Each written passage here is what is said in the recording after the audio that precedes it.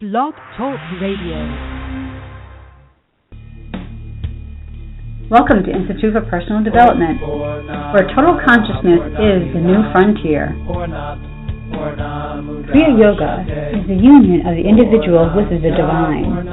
Join us as we explore the practices that initiate this process. Good morning. Welcome to the Voice of Yoga. Let's Talk Consciousness. I am your hostess, Lisa Winton, and with me is Kenny Toy, also known as Swami Jayananda, founder of Institute for Personal Development, located here in Hampton, New Hampshire. Good morning, Swami. Thank you for being here today. How are you? I'm doing well. How about you? I'm doing great this morning.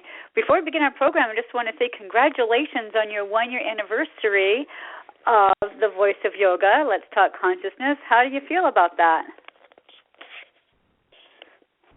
I'm pretty happy about that. I mean, the simple fact that we stayed with it, you know, that we were consistent and committed. And it sure went fast, though. It doesn't feel like we've been doing this for a year, to be honest with you, that it is something that I do look forward to. So it's not a struggle or a challenge in that way, but there is quite a bit of preparation work that goes into each show. But it's been a pretty interesting year. You know, it certainly has, and I would just like to, I know I'm speaking for myself and hopefully for other listeners out there that we do thank you for your time and the effort that you put into making this show happen and giving out all this wonderful information that you have to impart on all of our listeners. So, well, today, listeners, I want to thank you for tuning in and, again, welcome you to our one-year anniversary of the Blog Talk Radio, Voice of Yoga. Today, we'll be talking about the new moon. It's scheduled to appear at 6:48 p.m. Eastern Standard Time. The new moon is a great time for a new beginning, and this moon conjunct the sun is 0 degrees, 0 minutes Pisces, the very beginning of the sign. It will be conjunct Neptune and Square Saturn, which will have a call for us all to manifest spiritual reality. We'll discuss the meaning of Neptune, Saturn, Moon, and the Sun in relationship to Apotheosis. We will also discuss some of the practices employed in Kriya Yoga to assist an individual with the task of becoming a whole person. So, Swami, I guess you should start us off. What is it that we need to know about this new moon? It's a new beginning. You know, it's a good time to start.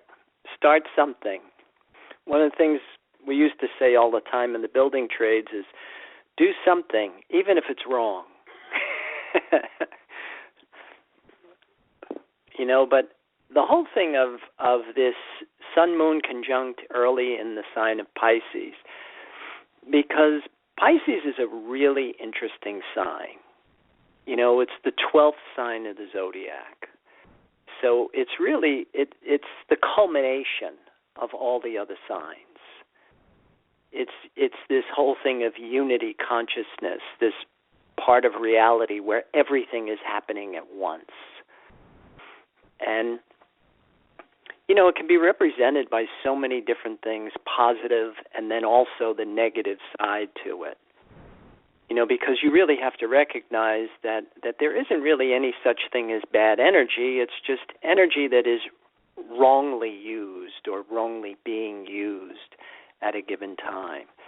Because this longing to return to this unified state can manifest itself in so many different ways. Say, for example, I mean, just the whole realms of escape and fantasy and illusion and even the whole thing of visions and on maybe even a more negative side, delusions and neurotic and psychotic behavior, you know, all falls under this same zodiacal sign, the whole thing of drug-induced states. And the difference between the psychotic experience, the neurotic experience, drug-induced states, and these true mystical states of being is that the psychotic, the neurotic, the drug addict, they're drowning. they're being controlled by forces that are beyond their scope of power. Whereas the mystic is navigating. The mystic has a strong sense of self and is, utilizing these energy fields, these energy systems, force fields and energy systems to help them generate and create their reality. But you have to remember, it's the 12th sign of the zodiac. It's like we're in week 34 in our spiritual advance. That the whole thing that, it began with taking care of our physical bodies. The shape, the composition, the condition of your body, the alignment of the segments of the body, overcoming instincts, appetites, and, developing ourselves physically. Then we developed our values. We had a clear understanding of the difference between a need and a want. And we established our whole sense of well-being based on the availability of our needs. Then we were employing all of these strategies to develop the lower mind, to actually develop the psychological organs. Things like discipline is not random punishment in hopes of some position in an afterlife, but it's exercise for your willpower, that you're actually using and developing the psychological organs so that they can rise above these unconscious force fields and energy systems. And then the whole thing of, nutrition. Eliminating, once you've eliminated all of the foods that produce cravings and disturbances, and you are starting to nurture your body with, real food and developing, strength, flexibility, balance, and endurance. And then, when we got to the 5th house, it was all about self-expression, and what we do for fun and speculation. It's all about recreation. But it's also the development of a healthy ego. Like the ego is not the enemy. No self, no problem, is more of a psychotic or some kind of mental dysfunction. Like I said, the mystic has a strong sense of self.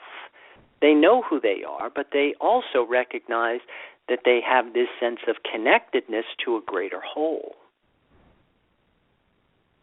And then, as we approach the 6th house and Virgo, the whole thing of maintenance and health, work, and service.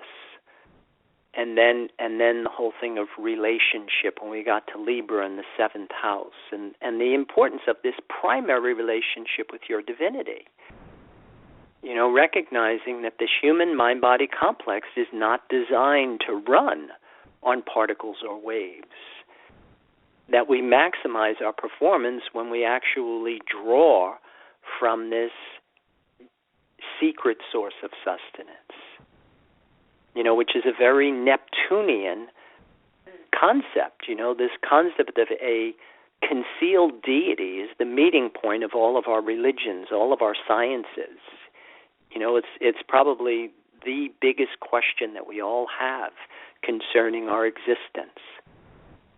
But it's not, a useless, abstract scholasticism. It's a fact of life that there is this energy field. That there is such a thing as a number one need. And the whole key is to have this relationship with it.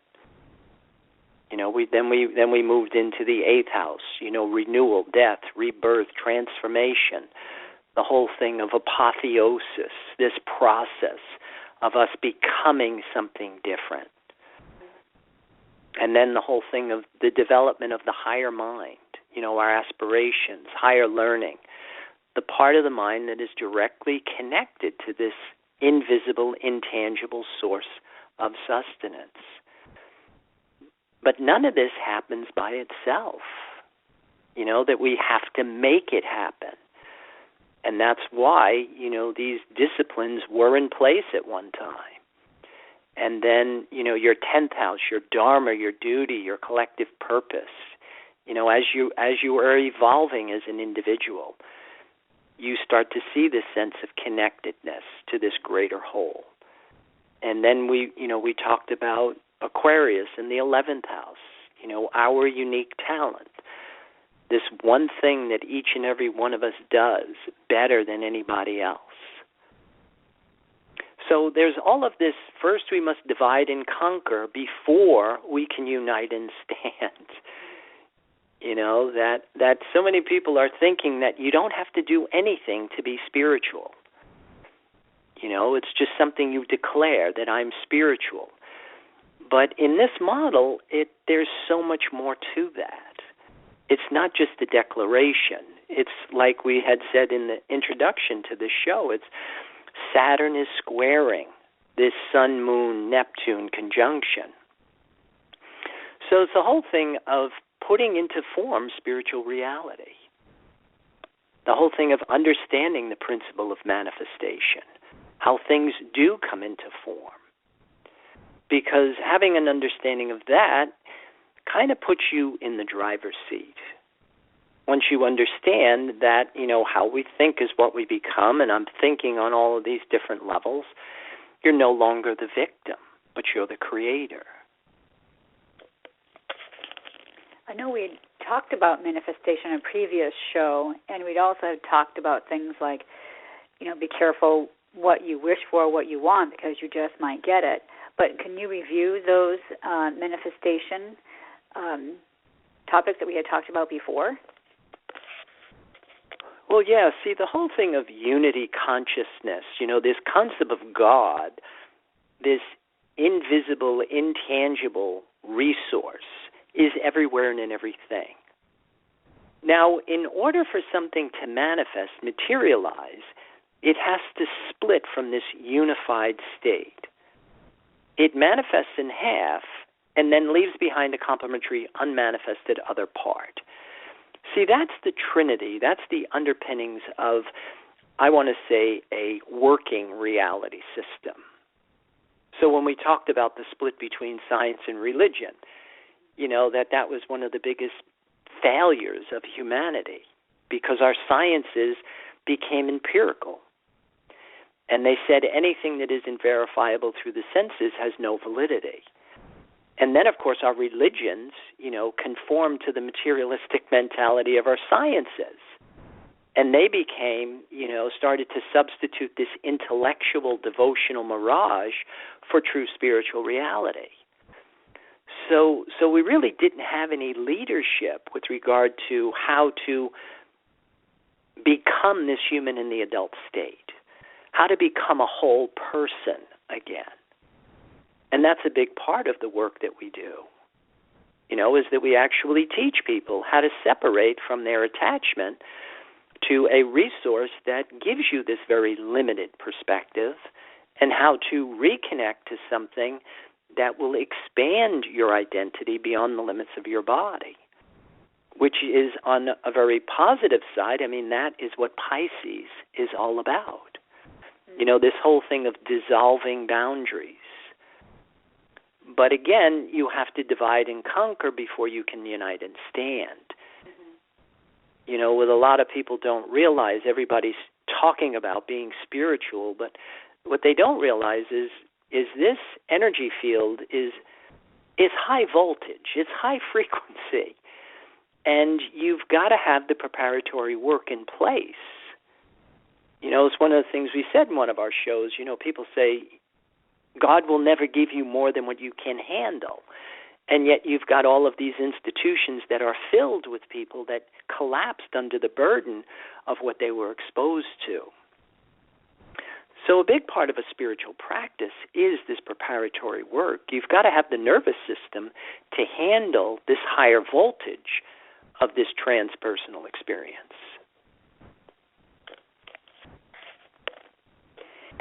Can you talk about, you had mentioned Neptune and Saturn. Can you talk about the moon and the sun in relationship to apotheosis and with this new moon. Yeah, see, in fact, the term Hatha Yoga means sun-moon union. So the moon represents everything that is manifested. The sun is all about the concept of spirit. Now, the whole thing in Hatha Yoga, you've got Ida and Pingala. So you've got matter and then mind. And they actually need each other. You know, that matter has power and mind has vision. And so in the process of becoming a whole person, the whole thing is you train the mind to serve this thing called spirit. But then you have to train the body to receive the image as a symbol for validation. And so the whole thing of when the sun and the moon are conjunct, you know, there's an opportunity for this matter, mind, and spirit to come together. And the whole missing piece, of course, is we have to train our minds to look for something that's invisible and intangible. You know, because the concept of God is everywhere and in everything, but nobody sees it. And the reason is because the unified field is whole. There's no point of departure. There's no contrast. When something manifests, it splits from the unified state. It manifests in half and leaves behind a complementary, unmanifested other part. See, we have recollection from our experience with the physical world because nothing is whole, because everything is in half. There's a point of departure. That contrast allows our senses to perceive what's before them. That's why we don't see. We can't sense or perceive this invisible, intangible source. We can only become spiritual. It's not an intellectualization, it's a realization. Well, I think that's a great place to pause from our program for just a few moments while we hear a word from our sponsors. So listeners, we'll be with you shortly.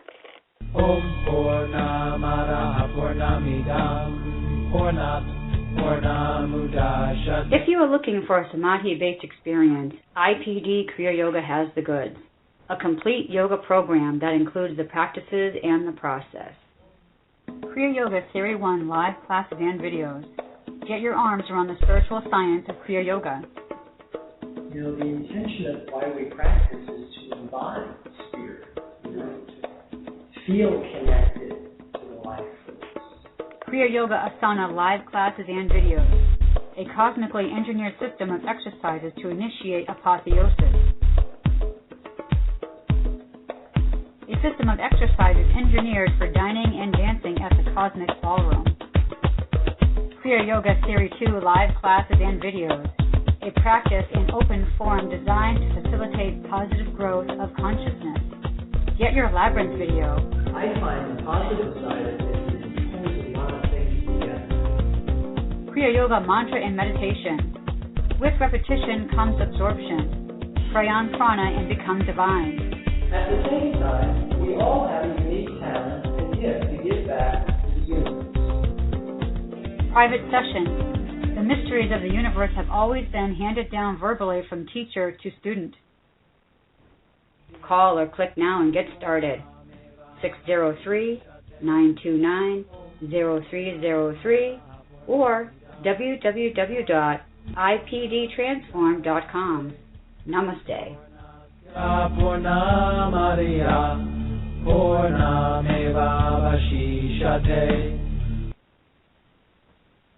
Well, welcome back. For those of you just joining us, you're listening to The Voice of Yoga, and we are talking consciousness.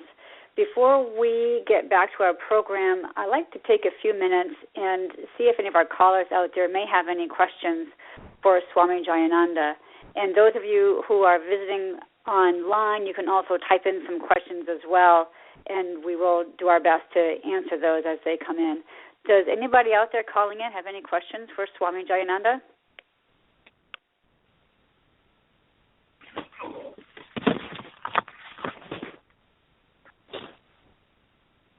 thought we might have a question out there. So, Swami, I think we'll get back to our program. So you talked a lot about the meaning of the sun and the moon. Let's talk about some of the practices that Kriya Yoga initiates are employing to take advantage of the celestial happenings that are going on right now. Well, I think one of the best things that we do is we do salutation to the moon and salutation to the sun. You know, that these are not just physical exercises, but they are actually, it's almost like this encoded language, you know, because when a bee comes back to a hive, it does this kind of dance. And what it's doing is it's telling all the other bees where it went to get the pollen. Now, salutation to the moon are 12 movements that actually tell this human mind-body complex where to go to find this invisible, intangible resource, this tree of life. And so the movements invoke the life force into the physical body. And it breaks it down into each system of the physical body, because each position represents one of the signs of the zodiac, which will translate into one of the systems that makes up your physical body. Then salutation to the sun. Now, as C.S. Lewis has said, humanity is designed for peace, love, happiness, and goodness. But a big part of this design is God itself. It's this tree of life, it's this source of sustenance that makes all of these qualities possible. So the sun is actually, the salutation to the sun is a way of demonstrating all of the qualities that this connection to this tree of life enable us to become. Because that's one of the things we're always saying is humans in the adult state are virtuous by nature. So now you've got a way of embodying these virtues. And through repetition comes absorption because, you know, again, there are 12 signs of the zodiac, and of course we use 12 different attributes. And what I find really interesting about it is the Dalai Lama says that my religion is kindness. And salutation to the moon, you know, I mean, which is the religion part. I mean, religion meaning to relink, to, you know, to join with this more, this concealed deity or this invisible, intangible resource. But salutation to the sun begins with the attribute of being brave and then finishes with the attribute of being kind, which is associated with Pisces. So it's much more than just physical exercise. You know, that these postures have physiological, psychological, and then even deeper mystical benefits. But it's probably one of the best ways to attune yourself to an astrological configuration like today would be to immerse yourself in that sequence of exercises. Well, thank you for that. As you were talking, I was thinking about, you had reminded me about this theory called the 100 Monkey Theory, I believe it's what it's called, and I was thinking about, as I was looking at our control board for the radio show, the people that call in, the people that log in online, and how important it is for those of us in the yoga community or those who are interested on the spiritual path to put this information out there in the world. And you and I had spoken about a week ago and how much our listenership has increased over the last year, how we've doubled our listenership. And my goal going forward, obviously, is to double it once again. And instead of waiting a whole year to double, I'd like it to double, say, within a 6-month time period. So I was wondering if you could review with our listeners the importance of the 100 Monkey Theory, and then I can talk about there are ways that we can do to be able to get this important messages that you're giving to us every week out there into the world. Yeah, the whole thing of the 100 Monkey Theory, you know, that I'm not the foremost expert on it, but from what I understand about it, the Chinese did this kind of study where they started feeding monkeys sweet potatoes on an island, and these sweet potatoes had to be washed. And so, as they started feeding 10 or 12 monkeys, the monkeys were washing the potatoes. They were washing their food. And then as the number started to increase, when it got to 50, then 75, and then all of a sudden when it got to 100 monkeys, there was this phenomena that they observed that monkeys all over the planet started washing their food. And so that brought a lot of attention to the whole concept of critical mass. That thoughts are measured in phase and amplitude. And thoughts that are in phase exponentially increase the amplitude. So that, when something reaches 100 monkeys, that has the ability to impact the collective consciousness, because it has now exponentially increased in size. So the whole thing is to try and create this sense of like-mindedness, because if you really look at, say, for example, all of the amazing work that we talk about that's out there, and all of the millions of people that are immersed in it, and yet you look at the planet, and we're still struggling. What's wrong with the picture? Well, a lot of it has to do with the simple fact that we just don't have the right information yet. And so one of the things that we really try and recognize is that, what we are teaching people is tried and true. Yoga is a very broad topic. And when it comes to the subject of yoga, we have really tried to establish ourselves as, the leaders in the community. And we haven't invented anything, but what we have done is we've put it together in the way that it originated. And we plugged our lives into it, and we started to see what this can do. Because it comes back to that Chinese proverb. When there's light in the soul, there's beauty in the person. And when there's beauty in the person, there's harmony in the home. And when there's harmony in the home, there's honor in the nation. And when there's honor in the nation, there'll be peace in the world. But it all comes back to getting this light in the soul. This whole thing of apotheosis, this union of the individual with the divine. Because there's an infinite number of ways that it goes wrong, and there's only one way it goes right.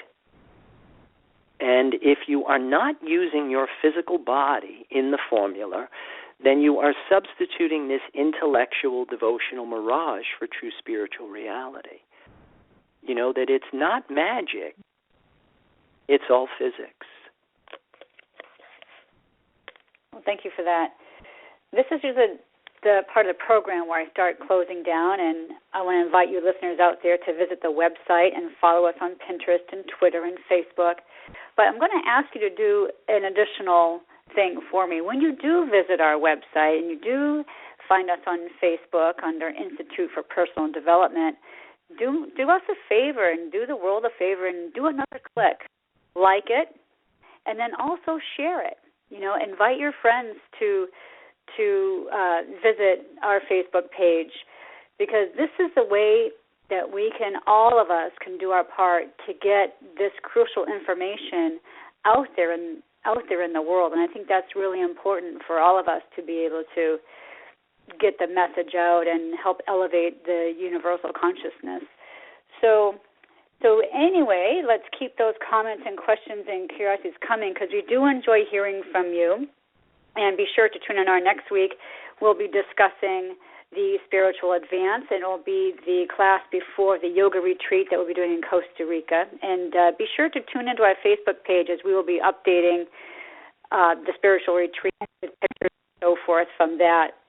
So thank you, listeners, for tuning into our program, The Voice of Yoga. This is Lisa Winton, along with Swami Jayananda, signing off.